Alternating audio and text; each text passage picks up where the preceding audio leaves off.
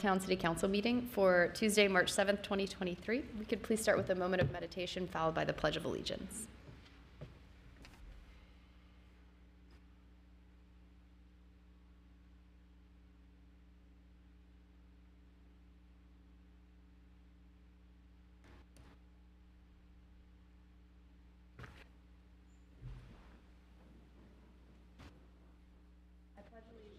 To the flag of the United States of America and to the republic for which it stands, one nation, under God, indivisible, with liberty and justice for all. Ms. Gink, will you please call the roll? Mr. Farrell? Here. Ms. Nenny? Here. Mr. Moon? Here. Mr. Muterspaw? Mayor Condrey? Here. I'd like to make a motion to excuse Councilmember Muterspaw. Second. And Ms. Gink, will you please call the roll? Ms. Nenny? Yes. Mr. Moon? Yes. Mayor Condrey? Yes. Mr. Farrell? Yes. Boy, the room's a lot quieter without him here, isn't it? All right. Do we have any citizen comments this evening, Ms. Gink? Did not receive any cards. Okay. That moves us to council comments. We'll start with Mr. Moon. Thank you. Just one comment, and I don't think I missed this last time. I don't think it happened, but I do want to extend my appreciation to Marlon Stiles for his work these last 5 years in the city. Became a friend, and certainly wish him the best in all that he does. He's very talented. I know he's going to be successful, whatever comes next. And did want to congratulate on that same note Deb Hauser for her selection as superintendent. Have likewise always enjoyed working with her, and I know she's going to do great things for our kids in the city. And that's all I have. Thank you. Ms. Nitty. Thank you. I will try to keep it brief and echo Councilman Moon's comments about the former and newly appointed superintendents for the school system. We're very lucky to have some people who care a lot about our kids and who work really hard on their behalf. So welcome to Deb, and look forward to working further with her. And then I think I was checking my calendar. We won't be back until after St. Patrick's Day. So I wish everyone a very safe and fun St. Patrick's Day. I know we've got stuff going on all around town. So I think there are several businesses downtown that are putting on live music, and it should be a good time. So happy St. Patty's. Thank you. Mr. Farrell. Thank you, Mayor. St. Patty's Day is actually my favorite holiday, so I'm very excited as well. To reiterate what Tal said, Tal puts a lot more eloquently than I do, but yeah, you do, it's fine. But yeah, congratulations everybody that's moving on and moving up. Also, happy birthday, Councilwoman Ninny. That's not why I was late. Thank you, though. You're welcome. And then Councilman Meterspaw and I met with the Amanda area a couple weeks ago, to kind of see how they feel about the city, what they're looking for, those types of things. I think or at least me personally, I'm going to try to go around to a couple of the different neighborhoods over the next year and kind of just see what the vibe of the city is in their opinion. And it's funny that, I feel like when I came into this job, it was, how do we do these grand things for Middletown? And you learn by talking to people. Sometimes it's as little as, can we get a bus route added here? Or we're paying for septic inspections that originally we were promised city sewer, little things like that. That's what people care about. So we're looking into a lot of the things I said. I know we've talked City Manager Lawley and those types of things, but it's exciting to get out there and just talk to people and continue to listen and whatnot. And I think at the end of the day, that's what our job is. So I appreciate everybody that came out to that. And that's all I have. Thanks, Mayor. Thank you. I just had one thing to add. I attended the Chamber's K-12 Education Summit, or Public Education Summit, on Thursday, and one of the things that kind of raised my eyebrow was new Superintendent Hauser mentioned that Middletown City Schools are being extremely negatively impacted by the use of vaping. It's, in fact, clogging the plumbing systems in the schools and costing tens of thousands of dollars, and of course taking away from children's ability to actually get educated. It's a really big deal, and all of these superintendents shook their heads in violent agreement with that. So I just want to raise that to everyone's attention if you don't have school-aged children. But I know Our Board of Health and Health Department are working on a tobacco 21 licensing program. We're following Hamilton's efforts. I think we're 6 to 12 months behind them, so we're currently in the education aspect of that, and I believe next year is when we'll be rolling out the licensing portions, which currently right now vape shops don't really have any oversight, so that will help that here in Middletown, and hopefully we'll be able to curb at least the sales of vaping and tobacco to our underage, under 21 youth. But also on the 27th of March, I'm meeting with Hamilton and Fairfield mayors specifically about this topic and the ordinances that our cities are putting in place so that we can all kind of stay consistent and share best practices about that. So it's definitely on the radar. And that's all I have this evening. That brings us to city manager reports. Mr. Law. I didn't have anything, but I will say top of the morning to everybody. St. Patty's Day is actually also one of my favorite holidays, but it actually too is one of the saddest days. Even though I claim my Italian heritage, my mother's actual name was Patty O'Flynn, and you can't get any more Irish than that. And ironically, she passed away on St. Patty's Day too, which is even weirder. But 40 years this St. Patty's Day. But she was a great woman, and it's great day though, great day. So that's all I have, and I'm ready to go on into consent agenda. Great. Ms. Skate, could you please present the consent agenda? And actually, before that, I have a request, if we can, push back the approval of the city council minutes from January 21st, 2023. I just started looking at them, and I see some misspellings of some critical partners, and I'd rather just adjust it and get it right for the next one, if you don't mind. I'd second that motion.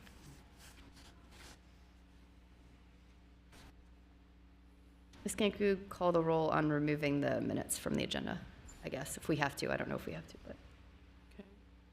Mr. Moon? Yes. Mayor Condrey? yes. Ms. Nenny? Yes. Mr. Farrell? Yes. And I apologize for not having seen them till now. I didn't think they were in there, but they were. It's not your fault, Amy. I just looked at them and saw that. So I would have sent the updates, but I didn't. Okay.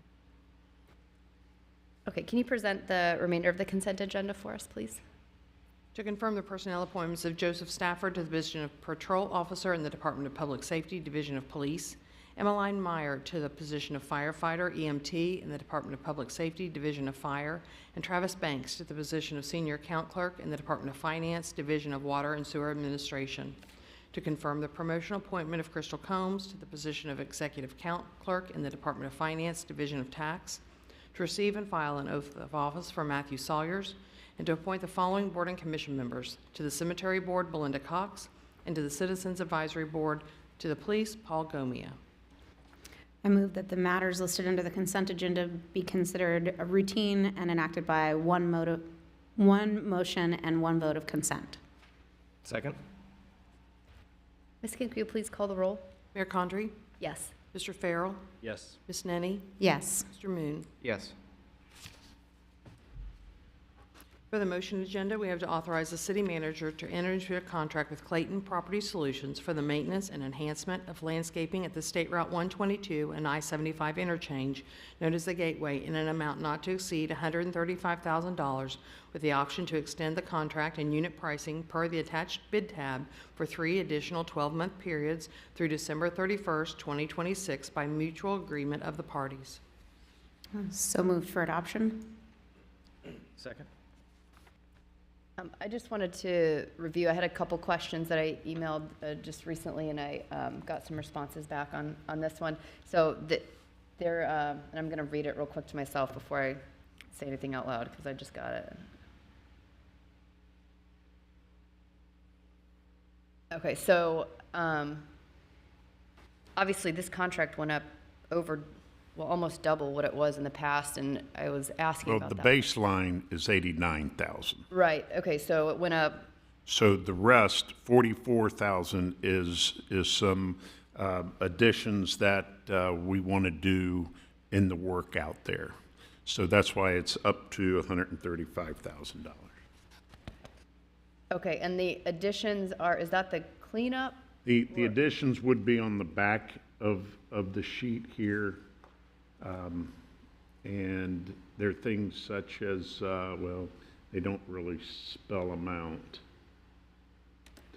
I think in the staff report, he actually, Yeah, there was a long list of stuff. I was just trying to Yeah. compare it to the last one, and it wasn't like clear what was the new stuff and what was just routine that we had been Yeah. doing in the past. That's why. so it There was went a from TR gear 62 to 89, Previously. which was probably due to inflation, and they also had some issues with the past contractor, and which probably led to the increase in price with the new one. Paul, the way I remember it, we had TR Gear, and they had a multiple year, they did the original installation of all of that landscaping work out at the Gateway, correct? Which I believe was a 3-year. Which was a 3-year contract, and then I think we extended it for a year beyond that during the pandemic. I'm trying to remember back to the way that happened. I believe so, yes. And the cost, Yeah. we had to supplement, Because yeah, it just wasn't Correct. enough, yeah. profitable. So I'm glad to see it go back out for bid, because I know. It did go back out for We went with bid. the same contractor that we had been using for a couple of years, and, This is a different contractor, the bid that they chose, the Clayton Property Solutions.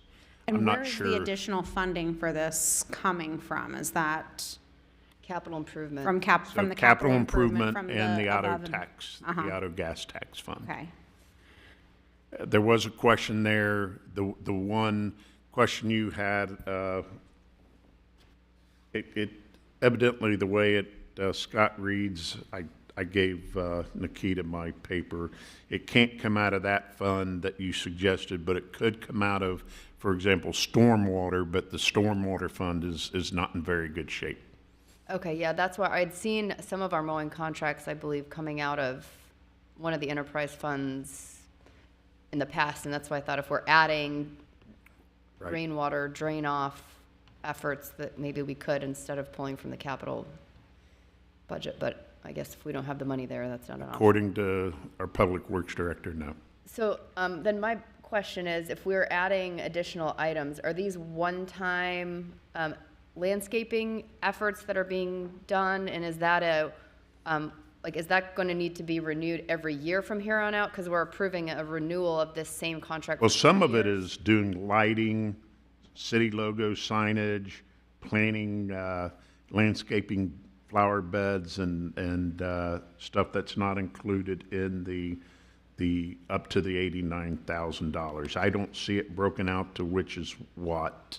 Right, so if we're approving this, that then can have 3 one-year renewals, is that same effort need to be done each year? Or is this like a one-time, some of this a one-time effort and then maintenance needs to occur? It's my understanding that the addition is a one-time effort.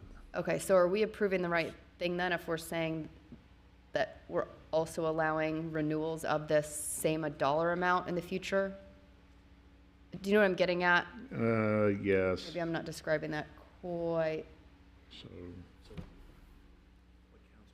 Like, do we need 89 every year and this year we need an extra 40 to do that and such? If it would say not to exceed, that means as much as, so that doesn't necessarily lock you So in the- long term to that. Unless the One- contract with them is written that way and I don't Right. know the One contract. 34 is for each year, and then those additional items down there would come back for each year if we needed to do more, correct? okay, so the baseline increases each year for each of these alternatives for the following year. Yeah, so what's before you today, council, is a initial first-year contract up to the 135, 134 and change, which includes that additional work, that additional clearing, stormwater work, some other beautification. The motion would allow staff and the contractor to extend the contract a subsequent year or 2 or 3 with those pricing. So the second year, the base price would be $91,000, and the maintenance for that extra work area would be that 16. That would only be able to be entered into, though, by mutual consent of both the city and that contractor, and council appropriating those funds in the annual budget. Okay. So this wouldn't come back to us until after that third year for reapproval by city council. Yes, or it may come back sooner if the city elects not to renew or extend the contract and we rebid. It's an option contract then? Exactly. Okay. So we're essentially approving 1 year with, okay. With good options, that. yes. With options to renew.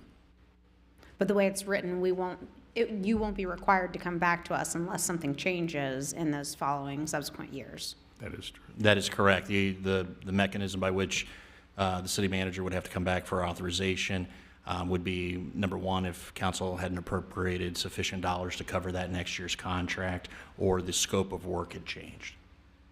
Would my understanding be correct that would be in the favor of the city to have the option for 3 years because you're guaranteeing prices 2 or 3 years out as opposed to having to put it out for bid and have? Yeah, there's, from a management standpoint, there's really no harm in it because it's elective. It's not saying, hey, we as a city are locked into a long-term contract each and every year. It's just an option.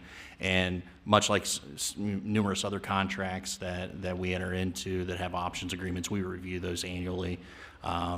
And we, as part of the budget process and as part of we feel that vendor's doing the city a good service, or if we need to shop it out. And Nathan, am I correct that the additional work that you all would have to approve each year would be part of that annual conversation as well? That is The additional correct. work is going to change each year, so you are sort of required to go back and Exactly. see what that's going to be. Exactly. So what would be here would be an annual not to exceed based on this bid tab. I have no problem with that because, I mean, we're setting up for the future and we can, at that point, negotiate it down or up depending upon what we need, so.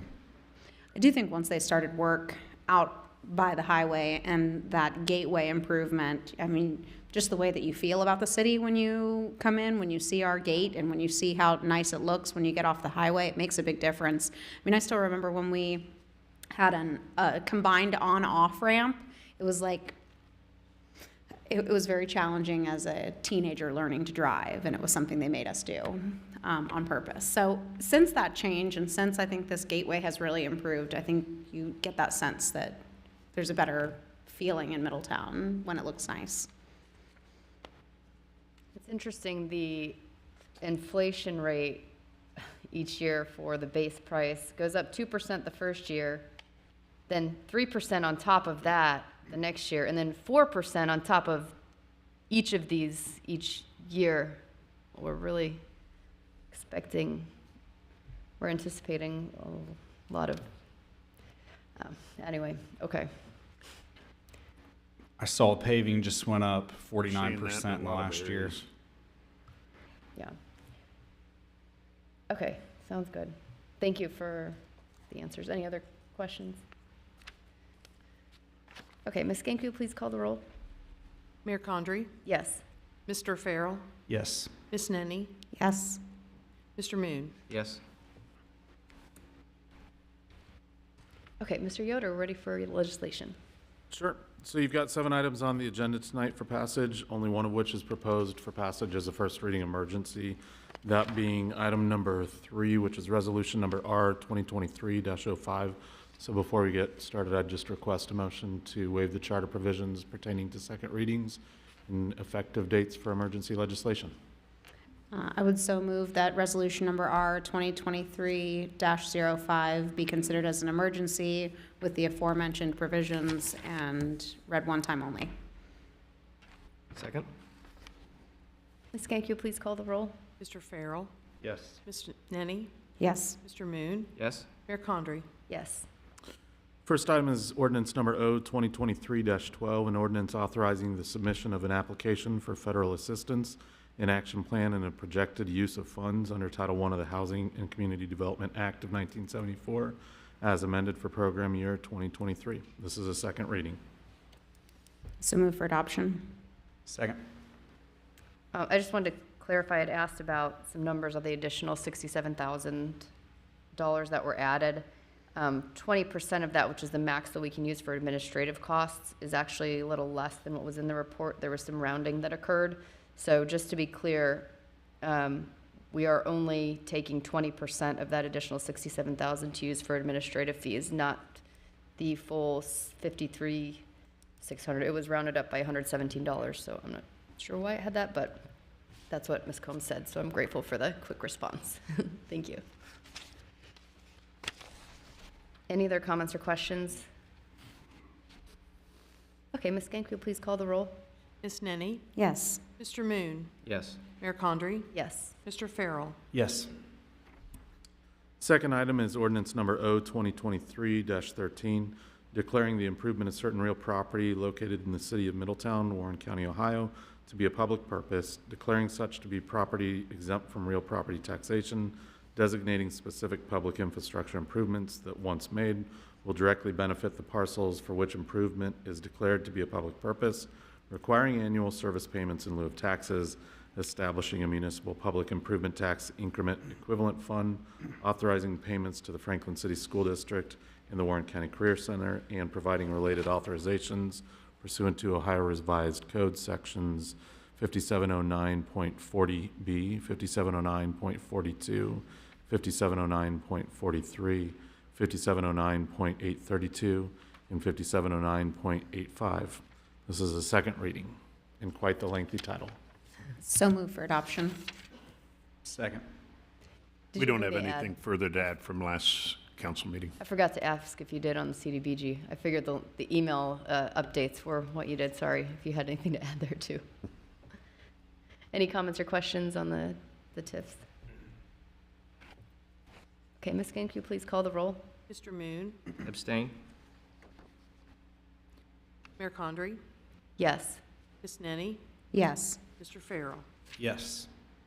Third item is resolution number R 2023-05, a resolution authorizing the city manager to apply for a SAFER grant from the Department of Homeland Security and declaring an emergency.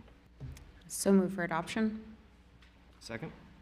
Mayor and City Council, this will be a request by the city manager and the fire chief to allow us to apply for the 2022 SAFER grant. Understand that the federal government's fiscal year goes from September 1st to August 31st, so that's why we're still in the 22-23 fiscal year. So this is the SAFER grant fiscal year 2022, and Chief Snively is here to make a presentation on what that would entail. Evening, Mayor, City Council. Thanks for the opportunity to share with you a grant opportunity that we have before us. You've heard of SAFER before. We've actually taken advantage of the SAFER grant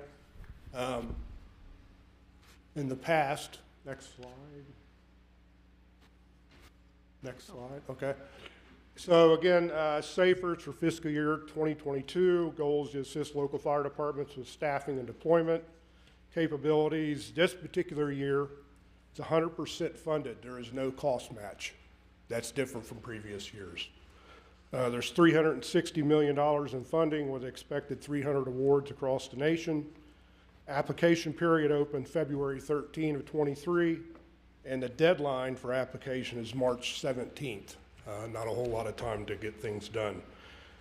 They are estimating final selections would be done by September 30th of 2023, so we would know if we were accepted if you grant the opportunity for us to apply by September. Next slide, please. So just a little history behind the call volume and the actual staffing on the department. You can see the first slide there is actually calls for service. 2002 to 2022, we have actually went up quite a bit, 7,800 calls you can see there in 2002. Last year, a new record for us, 13,106. Next slide there is staffing. Go back, please. Thank you. So the next slide you see there again is over the last 20 years. While the calls for service have went up dramatically, close to 70%, staffing has went down nearly 14% in that same time frame. So next slide, please. There are ramifications for that. Effective fire people, engines, equipment, medics. You'll see there, 2002, we staffed 5 engines, 3 medics, 1 battalion. We had a 21 or 22 per day minimum.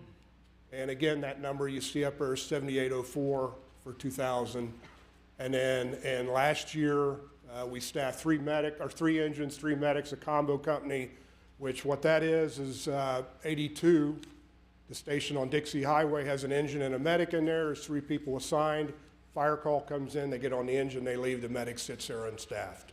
Vice versa, EMS call comes in, they take the medic unit, they leave the engine behind. That's the combo unit, and we're at 19, and again, there's that number. If you're into the graphs and numbers like I am, you can see the difference in the way things have played out. And again, the ramifications is response times. I've been up here before and stressed to you the importance of seconds. They matter in our business, and a lot. So when we have less responders, we have more concurrent calls. So what I mean by that is, say Station 82 is out on a call, that whole district or that whole particular jurisdiction is uncovered, so it would either be Station 85 or headquarters covering that. It's a lot farther to travel. That increases response times. The most significant fire that we've had in the Renaissance, it took us 12 minutes to get there. That's a huge response time in our business. So there is a problem here. I want to stress that. And it's important to, again, to go back to the combo company, and I'll talk a little bit more about that. Next slide, please. So we had a staffing and deployment analysis done in 2018, I'm sorry. That was suggested in the strategic plan that we did. The first recommendation that they made is that we should be at 21 a day, based on the call volume, the hazards that we have in our city. So it would take additional 8 firefighter EMTs to get us to 21 a day. The 21 would allow us, again, back to Station 82, which is projected to go out on the atrium, near the atrium, adjacent to the atrium. That would allow us to fully staff that station. It would have 3 on the engine and 2 on the medic, whereas opposed to now, there would be an engine in that station and a medic in that station, and depending on the call, the other one would be left behind. If we were awarded this grant, we got 8 people, we would be able to go to 21 and again, and have dedicated units in that particular station. And again, it's important that that particular part of the city has some of the highest risks that we have. It's got 2 hospitals, it's got multiple nursing homes, we've got a stretch of I-75 and a lot more to come, thinking optimistically. So we got to give that area the coverage it deserves like the rest of the city, and it takes staffing to do that. Next slide, please. Recommendation number 8 of the staffing and deployment analysis was to increase our fire prevention bureau by 1. When I came on in 1992, we actually had 2 fire marshals over the years. We have made reductions, and right now we have 1 individual in that particular area. And again, just the bottom statement there is no other bigger bang for the buck than prevention. Preventing fires, preventing heart attacks, getting out and being proactive is critical to what we do. And right now, we are reactive. I'll be blunt. We're reactive. We're not proactive. We get into the schools as much as we can. We do as much as we can. But when we're running at a minimum staffing of 19 and 1 marshal, tough to do. Tough to do. So it's critical. Next slide, please. So the financial impact, and I know obviously this is the most important to you all. This particular grant covers all the wages and benefits for 3 years or 36 months. $3.1 million for 8 firefighters or medics and 1 prevention lieutenant.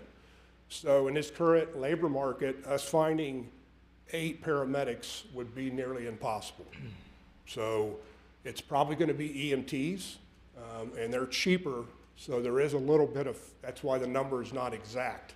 It depends who we can employ. But the bulk of those people will be EMTs. I could just about guarantee you that. So at the end of the 36 months, or beginning at 2027, the annual cost of those 9 positions would be $900 to $1.1 million. So the cost differences, again, depends whether they're EMTs or medics. However, something, again, that's different about this grant than in previous years outside of the cost match is there's no retention requirement.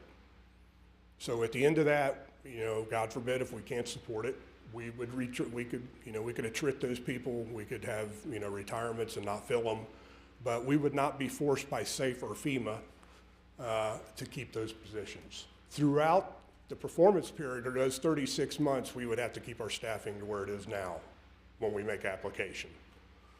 So those are the numbers you see there.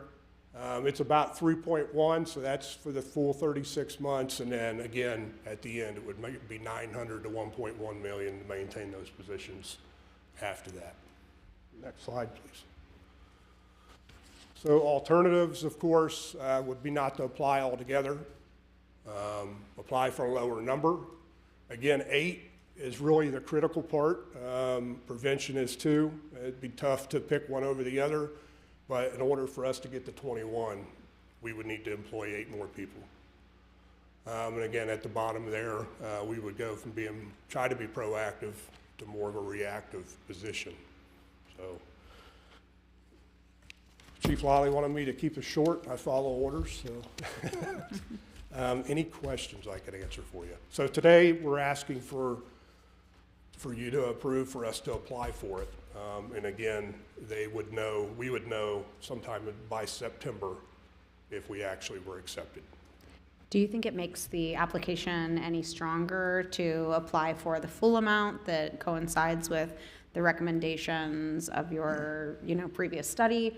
Or is there a higher likelihood that it'll get approved if you ask for a lower amount? I mean, I know you guys have applied for this in the past, so I know there's not a magic formula, but is one closer to the It's a great question. Yeah. So when we write the grant, obviously we need to be able to back up what we're promising, so to speak. So NFPA 1710 is a standard out there. It's a consensus standard. It's basically this is what you should be at for certain types of responses. So we have to basically draw a picture that says these 8 people are going to get us closer to reaching 1710. Okay. Spelling out things like that we're going to get rid of combo units, we have fixed units, that's one. We have done a staffing and deployment analysis. Believe it or not, not everybody does that. We've done our homework. So all those things I think work in our favor. We have a plan. I mean, this isn't new. We've tried to lay out a roadmap when we did our strategic plan. We had professionals come in from outside and help us do that. So it's not just us that is saying that we need these people. These are professionals that are from nationwide, essentially. They say the same thing. So all that would go, if that answers your question, all that would go in. Make your application stronger.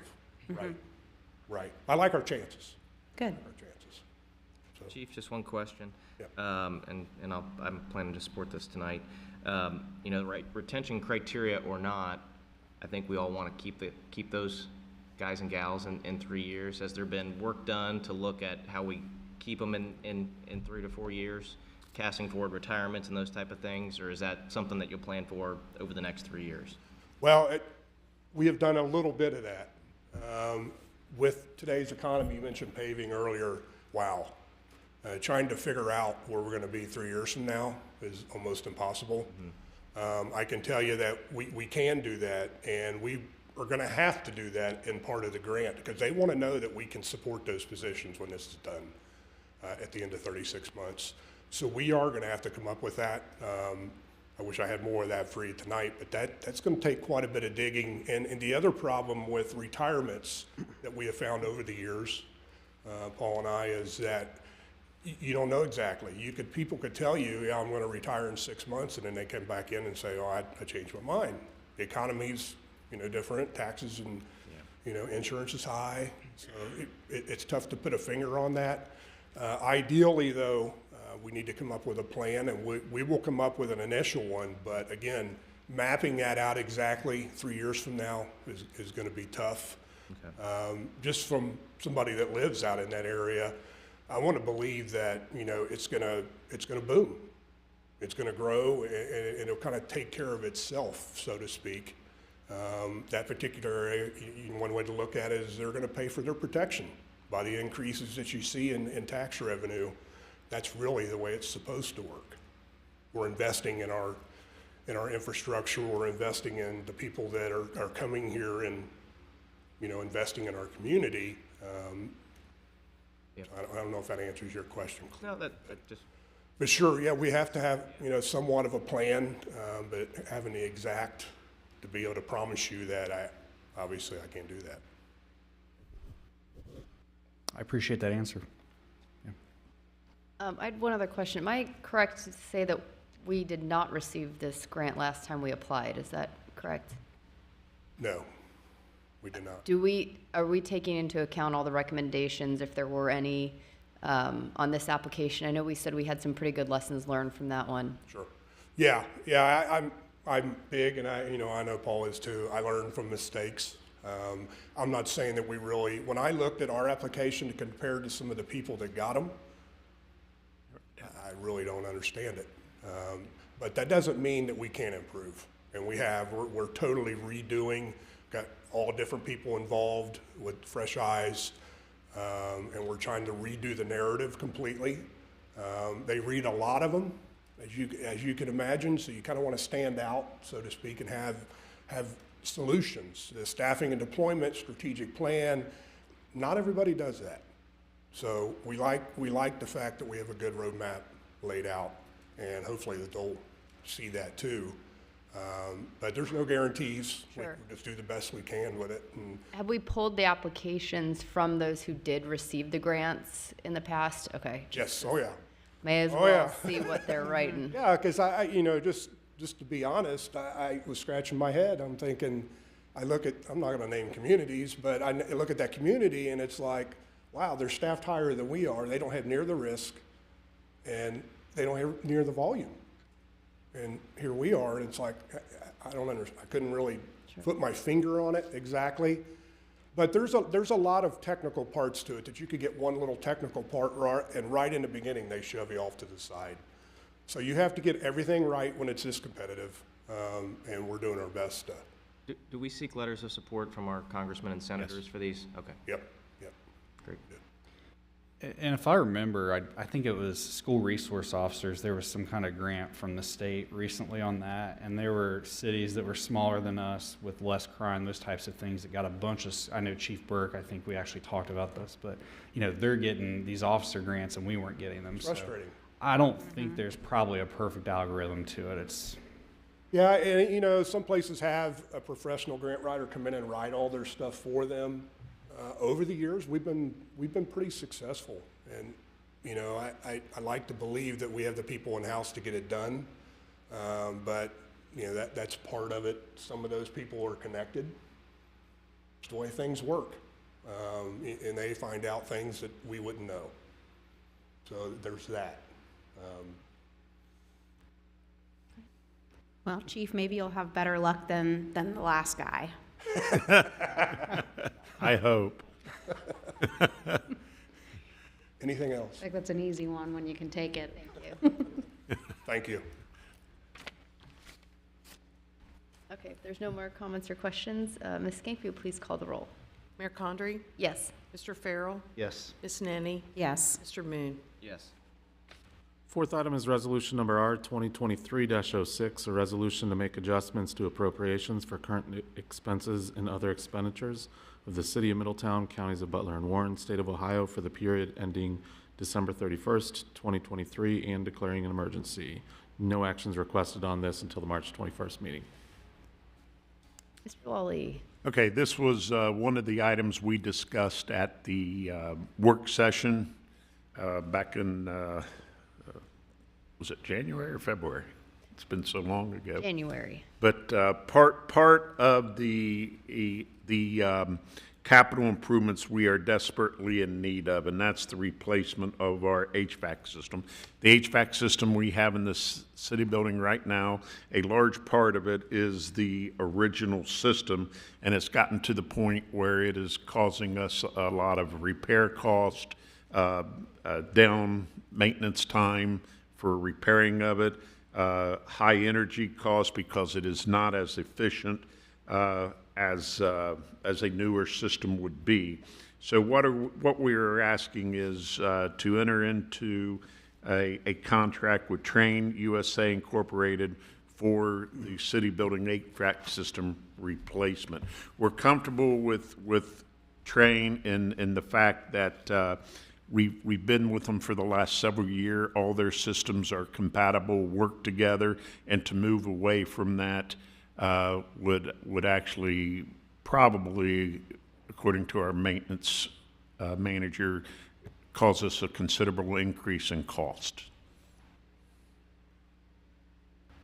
Will there be any other major capital improvements for the city building? I know, I'm looking at my numbers. There and are I only saw several 3 other million. significant costs, but once again, this is what we've identified as our number one priority. For example, we have some issues with the columns, the bridge out over the police station, the windows, right, the windows in the building, which is probably one thing we're going to want to look at next. If we're putting this high efficiency HVAC system in, we don't want to lose it because we've got substandard windows.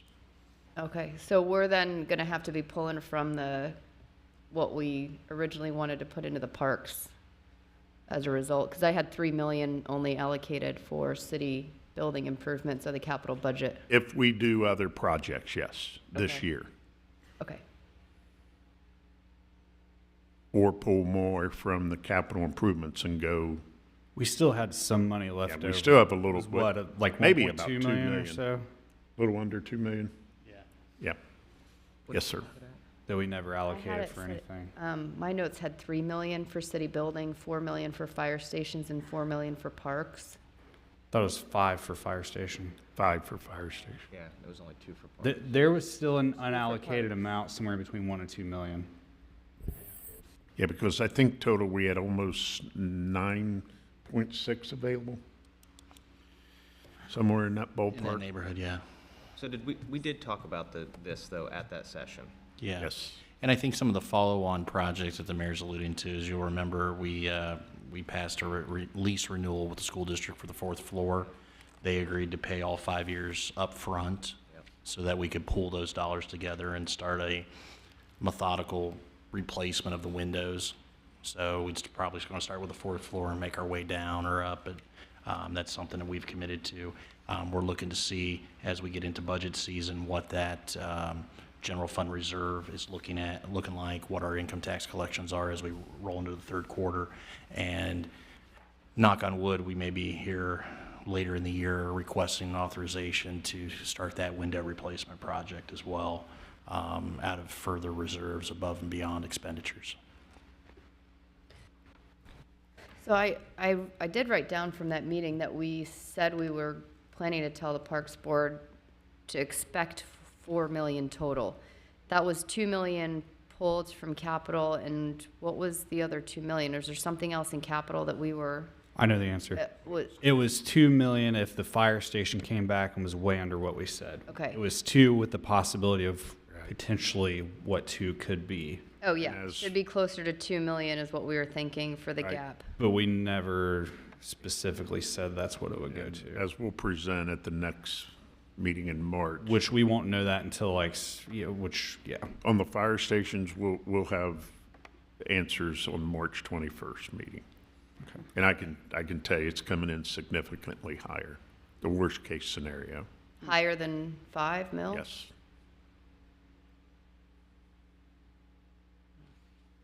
But once again, that's the worst case scenario, and we'll have that all detailed down at the next meeting. Really, we're not gonna know anything until what, July, August, at the end of the day. Yeah, I mean, we'll have a clearer picture then. A lot of that is on, the economy, the interest rates, the cost of material. The cost of materials continues to escalate. That's why I kind of earlier when we were talking about the gateway thing, it's amazing the price of commodities and the price of materials and labor that is just escalating and hurting us in a lot of areas. Well, I'm very supportive of using as much as we can on the parks, and if that means we can't do some stuff at the city building because we're spending nearly 3 million on an HVAC, then maybe we gotta defer some of that, but I just wanna make sure we're not eating into that budget even more for the parks, just as a talking point as we learn more about the fire stations. that's where my current thought process is on things. I know we can all talk about it more later, but while we're on the topic, that's where I'm at. Okay.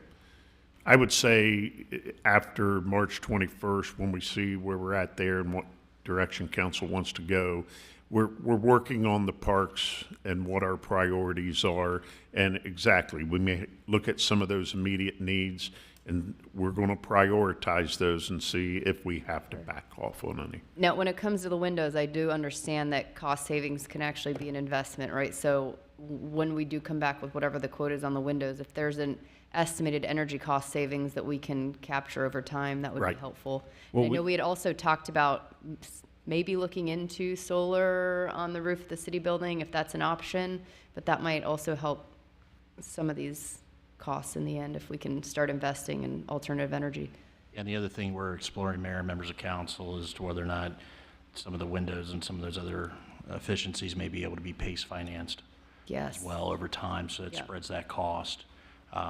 Because we understand, like the HVAC contract that's in front of you tonight and that in this supplemental, or transfer, I should say, that's a large shot in the arm. Knowing that we're entering into a contract today and the project's not going to be complete for probably 18 months.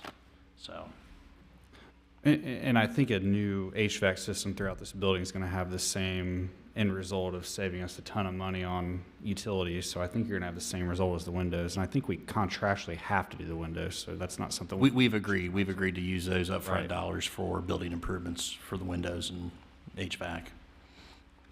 That was the carrot dangled. Okay, I just want to make sure. Yeah.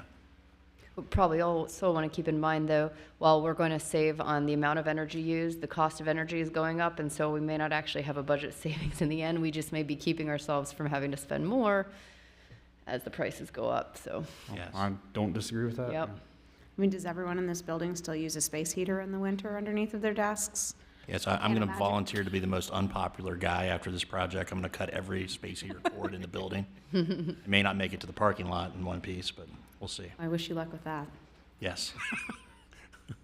I will add on these next two, number 4 and number 5. Number 4 is for the transfer of the funds for the HVAC, train HVAC system. And number 5 is for the to make the supplemental appropriation. Any other comments or questions on this one? I'm sure we'll have Mr. Yoder read the next one and then just move on at that point. Okay, we're ready. Did we call a vote on I number don't 4? think there's a vote, is there? Oh, excuse me. Thank you for that. I appreciate that. To your exact point, then I'll just go ahead with number 5. Ordinance number 2023-16, an ordinance establishing a procedure for and authorizing a contract with Train US, Inc. for the replacement of the HVAC system at the city building and declaring an emergency. Like the last one, no action until the next meeting. Thank you. Want me to just go Yes. to 6? Yeah, please. Right. Number 6 is resolution number R 2023-07, a resolution to make adjustments to appropriations for current expenditures and current expenses and other expenditures of the city of Middletown, counties of Butler and Warren, state of Ohio for the period ending December 31st, 2023. This is out of the general fund and is a first reading. Mr. Lawley. Council, this is to spend some grant and donation money we have received over the last couple of years for what we call an incident command system for our battalion chief, who is the shift commander who responds on major emergencies and essentially establishes command and runs the incidents. This system will allow us to better track what's going on in the emergency, keep track of our people, where they're at, what crews are on the scene, et cetera. We've received grants and donations specifically from Enterprise, the old Texas Eastern, and these funds, $2,435, will be used from those grants and the donations to purchase this system. How does the technology work on that system? Is it, what's being tracked? Well, it's mostly board-based. So what you do when in the incident command system, you track your people. It's called a PAR, a personal accountability report is one thing you do.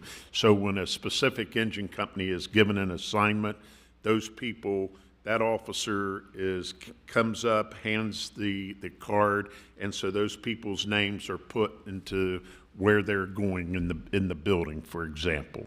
Okay, so we know if Engine 81's crew is on the first floor, or Engine 83's crew's on the second floor, or the ladder truck's crew's on the roof. That's one thing that can be tracked by it. Any mutual aid companies coming in, they can be tracked, and then any other pieces of equipment, what you have working in the system. We use it on every major emergency, or every emergency we have, from the smallest emergency to the largest emergency. You use it on the small emergency because it gives you the training and gets you into the habit of using it.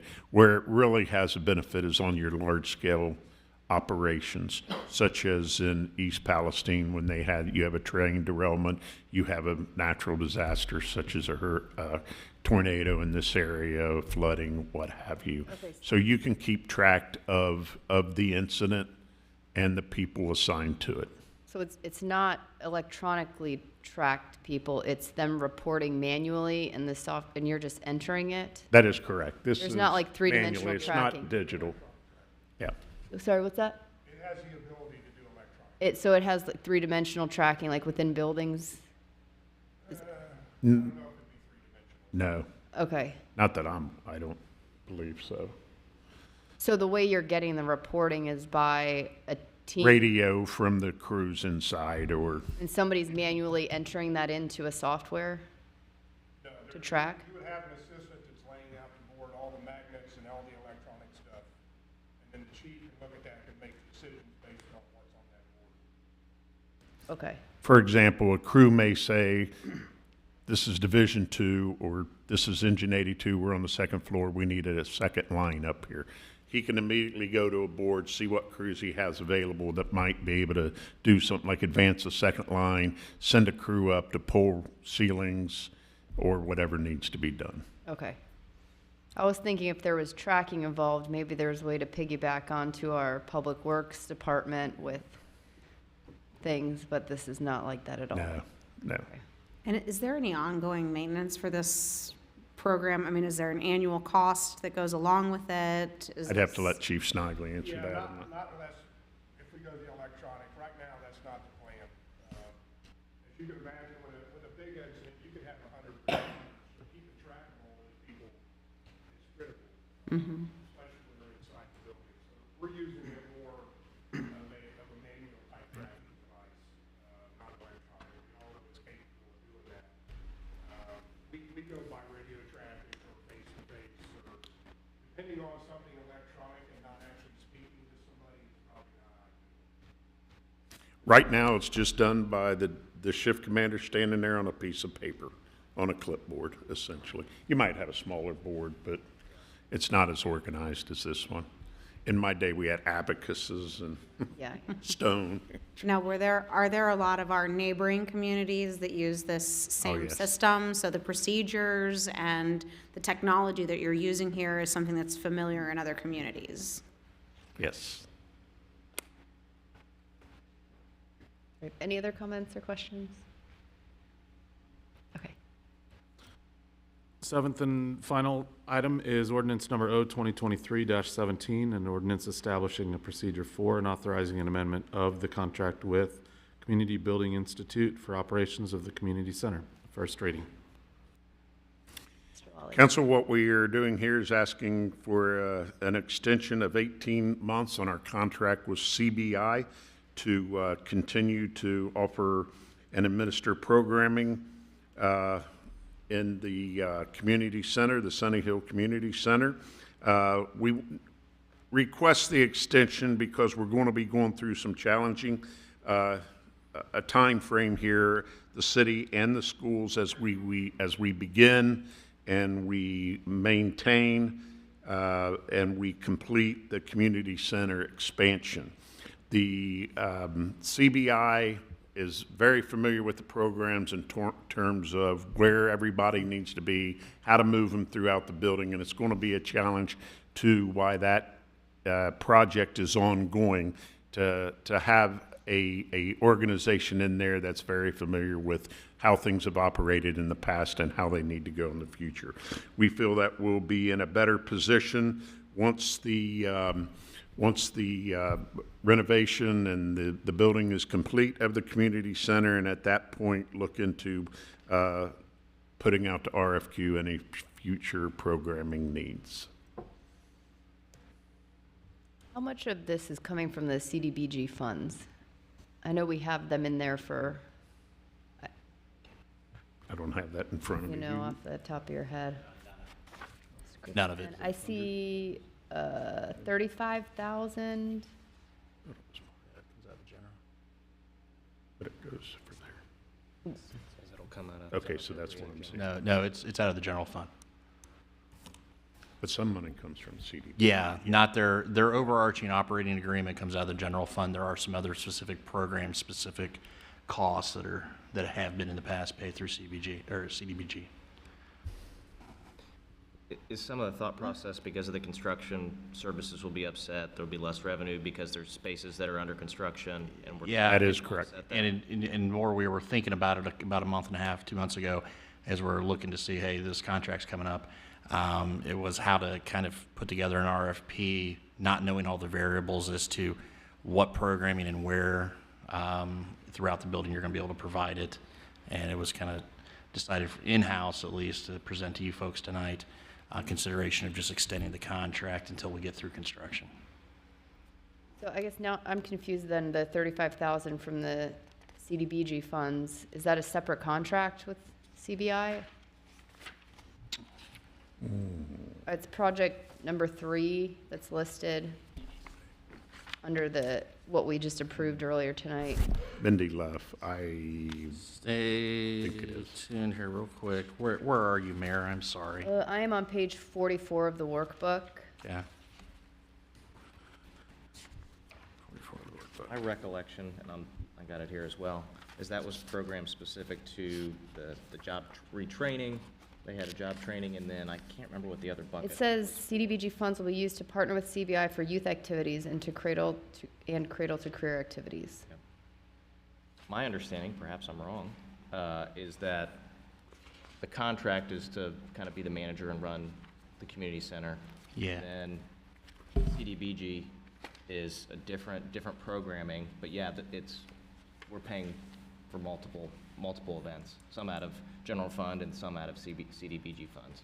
Looks like there are 2 on that page too. Project number 3 and project number 4 are both CBI, one for workforce development and yeah, one for yeah. community center programming. So the community center programming is 35, where the workforce development portion is the 39,000. They've got another $75,000 of other.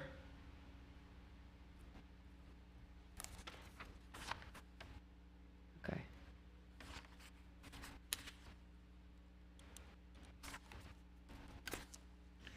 Well, I can make sure we clarify that for the next meeting. Yeah, I'm just For the starting to vote. kind of get muddied Okay. waters on what's what and.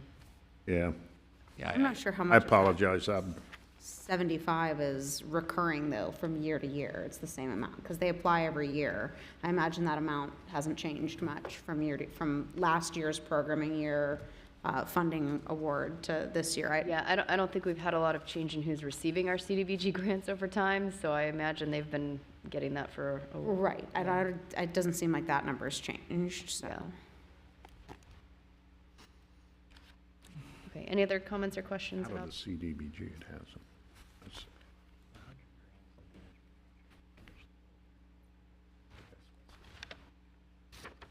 Okay. We'll make sure we have the definite exact answer. Yeah, I just kind of want to get my brain sorted out on. Okay. Okay, thank you. If there's no other comments or questions on that, that brings us to new business. Do we have any new business items? I wanted to just ask 2 quick questions. One, I know we have a neighborhood survey that's either going out soon or is currently active. Do you know if that is live yet, or? Yes, it's live. It's live? It's It is live. live. Okay, It's live on the city's website, and it has been pushed out in some other areas for those who don't have access to computers.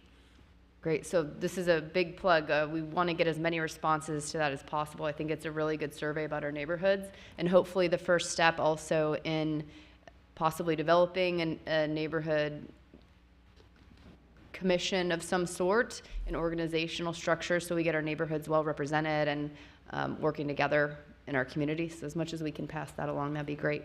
And then another question I had was, I don't know where 100% we stand on the aquatic center. The last thing I heard is that it maybe is not something we're pushing forward, at least imminently.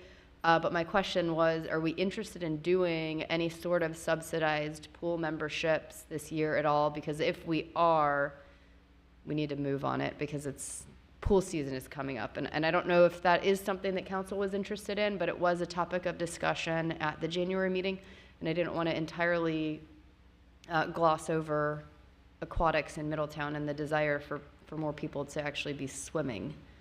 I will say, I had a few residents bring this up to me maybe a week or so ago, wanting to know what our plan was for aquatics for kids. And I know we had talked about maybe reaching out to Forest Hills and seeing if there might be some sort of partnership available for us. I'm sure that they could use the memberships, but So I was there for this education summit, which is why I asked, and they said, hey, we're interested, like, we'd like to have a discussion with the city if it's something the city wants. So that was kind of the kick in my butt to mention it again. Our last conversation with Roland on that was he'd be open to discuss it, but there's a lot of logistics and. Sure, I know. And we'd have to administer a program. I know, it's a lot. So I'd rather either we decide, soon whether we may consider it or not, but if we're going to, we would need to move quickly on it. I mean, the fact that we would need to basically create a brand new program for something that we haven't done before and all of that, I guess my plea to the community would be if there is somebody out there who has this expertise in aquatics and running aquatics programs and things like that, that maybe there's someone who could provide some advice or some guidance to us in creating a program like that. I mean, sometimes reaching out to our residents who know what they're doing in that arena. I mean, we don't have a recreation department here within the city building, so it's hard for us as a city to say, okay, yeah, that's something that could fall under our purview. That's something that we could help administer. I don't think we're looking at making an aquatics program so much as a pool membership subsidized program, possibly. So we're not running anything, in my mind, we wouldn't be running anything except to administer a program that would help subsidize people's memberships. And I appreciate subsidizing the memberships. I just also think that there should be some sort of programming that goes along with it. If our goal is to teach kids how to swim, to teach kids how to, water safety and these sort of things, these things feel important to me in the aquatics arena. So I don't know if is it just subsidized memberships? I mean, that's something to talk about. Is it subsidized memberships with some sort of programming attached? I'm throwing out different possibilities. I'd like to know the answer to the fire stations first, and I was a little disappointed in your answer, but I'll wait a week or two and see what the numbers are, but it sounds like that's gonna be a hard lift, so. It is. I can't, In my mind, subsidized pool memberships is probably a drop in the bucket when it comes to the ARPA budget. And so I just wonder that's why I'm looking at like the ARPA dollars that if we're not going to do an aquatic center, that we may actually be, I did some math on it. It really wasn't a whole lot, but we also can only absorb so many just because of the capacity of pools. So is this based on like their current individual pool membership? Yes. And how many pool memberships you would expect for people to take advantage of? Yeah, how many they even have available, realistically. Okay. Yeah, there's I'd so many wonder logistical. kind of a liability exposure this may. That's what I was going to say. Who's liable for what? I mean, I'm all about it. I think we could manage around that. I'm obviously supportive of doing it because obviously this is something I wanted to get done. So it's worth the conversation, I feel like, to figure it out. Because like you said, it's not probably going to be that much money in the grand scheme of things. At the end of the day, how do you pick who gets That's the the big membership? question. Qualifies. I mean, there's no, I don't think there's any way you can quantify the equality behind it. That's the problem. I don't know. That's the Yeah. problem that I see. I mean, sounds great in theory, but if there's a way, Chief/City Manager Lawley will figure it out, right? That other guy. Sorry, not I Chief guess anymore. that's why I bring up the idea of programming. Like, if we could have a summer program that would be open to kids of all backgrounds, that they could come out and learn how to swim or something like that, that seems like something that has some kind of value. So I just, So to your point, to everyone's point, why don't we talk to Force? I know, like, for example, Julie Earls does different things down there. Why don't we talk to somebody that knows more about all of us, or more about that than all of us, and see their thoughts? Because anytime government gets in the way of something, they're going to mess it up, right? I guess that's what I mean. When, Yeah, you no, know, I like, agree with what can you're someone saying. from the community help give us some guidance here? But still, if you have 300 to 400 kids that come down and want to be a part of that, I mean, which I realistically see that happening, how are you going to fit 300 to 400 kids in that pool? So let us go back to Roland and getting back to the table and see what he's actually interested in, what he can handle, Yeah. and how he would envision it, and how we would envision it. And I'll report back at the next council meeting. I will say, when I went to the Amanda area and talked to them, probably the second biggest thing that they made an issue about was we had an opportunity to give kids something and we didn't do it. So I think it's important that we try to do something. I'm just telling you what they said. I don't know why that's laughable. I don't know.